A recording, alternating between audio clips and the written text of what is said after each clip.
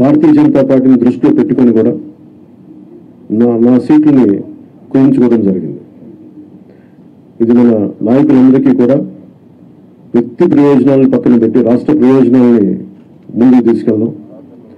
Vote transfer అయిన రోజున ఎవరైతే త్యాగాలు చేశారో, ఎవరైతే కష్టపడి పనిచేశారో ప్రతి ఒక్కరికి పేరు పేరున ఈ సభావేదిక మీదుగా నేను తెలియజేసుకుంటా ఉన్నాను. ప్రతి ఒక్కరికి మీ ప్రతిభతోటి, మీ సమర్థతతోటి, మీ అనుభవం ఎలా ఉందో దానికి తగ్గ ప్రతిఫలం ఉంటుంది. భవిష్యత్తులో పదవులు మన ప్రభుత్వం స్థాపించిన వెంటనే ఎలాంటి పదవులు మీ సమర్థతకి, మీ ప్రతిభకి తగ్గట్టుగా ఖచ్చితంగా మీకు అండగా ఉంటామని తెలియజేసుకుంటూ, ప్రతి జన సైనికులకి, ప్రతి వీర మహిళలకి, ప్రతి జనసేన మద్దతుదారులందరికీ కూడా మన ఓటు టీడీపీకి వెళ్ళటం ఎంత ముఖ్యమో టీడీపీ ఓటు కూడా మనకు రావడం అంతే ముఖ్యం. జనసేన ఓటు ఖచ్చితంగా టీడీపీకి ట్రాన్స్ఫర్ అయితేనే ఈ రాష్ట్రం చాలా అద్భుతంగా ఉంటుంది. ఎట్టి పరిస్థితుల్లో కూడా ఓటు ట్రాన్స్ఫర్ అనేది ఖచ్చితంగా జరగాలి. అందుకని ఎలాంటి పొరపక్షాల మధ్యలో 1-2 వచ్చిన వైసీపీ దుష్ట పండాగాల పని ఏదైనా ఎలాంటి విభేదాలు సృష్టించినా వాటిని అందులో సమర్థవంతంగా ఎదుర్కోవడానికి, కలిసికట్టుగా ఎదుర్కోవడానికి మేము పూర్తి సంసిద్ధతతో ఉన్నాం. ఆయన సిద్ధమని చావగొడతా ఉన్నారు. బాబు నీకు యుద్ధం ఇస్తాం. నీకు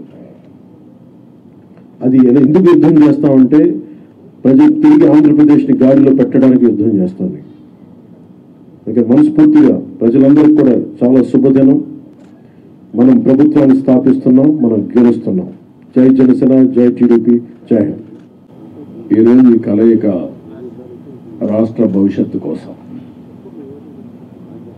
ఏ ఇద్దరు వ్యక్తుల కోసమో, ఏ 2 పార్టీల కోసం కాదు, 5 కోట్ల ప్రజా ప్రయోజనాలు ఆశించి ఈరోజు మనస్ఫూర్తిగా 2 పార్టీలు కలిసి పనిచేయాలని ఈ నిర్ణయం తీసుకున్నాం.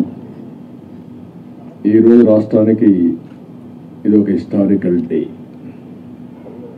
ఒక మంచి ప్రయత్నానికి తొలి అడుగు ఇది.